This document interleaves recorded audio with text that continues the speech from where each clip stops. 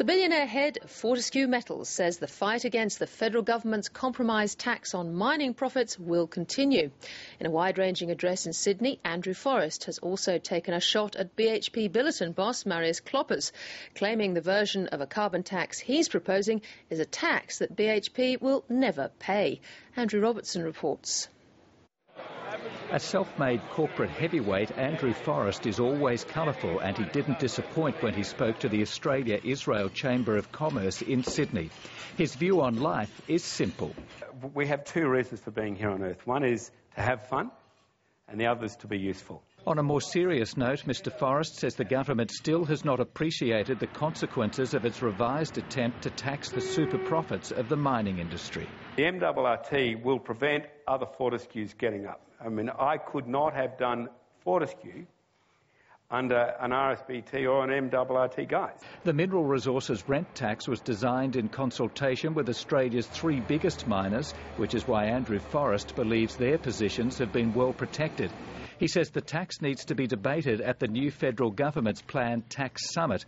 He's also questioned the government's logic, claiming from a public policy point of view, royalties on production provide much more certainty than taxes on profits.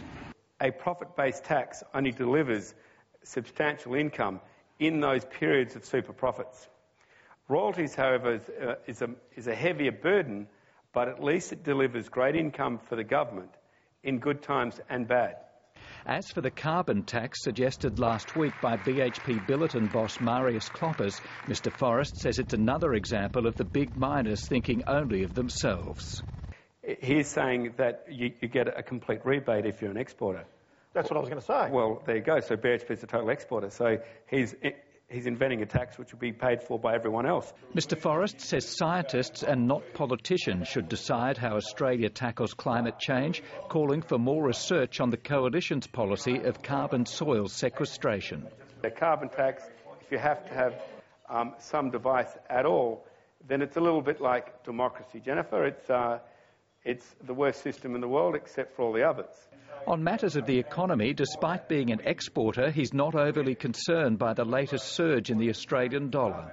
The Australian dollar is likely to breach the US dollar shortly. That's a vote on how good Australia is. Andrew Forrest's criticism of the federal government wasn't limited to taxes on the mining sector. He also hit out at the national broadband network, claiming the lack of proper planning was scary and suggesting the real cost could be closer to $60 billion, not the $43 billion the government is selling. Mr Forrest explaining that his own experience of building major infrastructure is that costs can overshoot by up to 50%. So I worry about the NBN because that hasn't even got a feasibility study on it. And I'm thinking fair income, that's $40 billion plus. Mr Forrest believes wireless is the future of broadband, describing NBN-style fibre in the ground as old technology.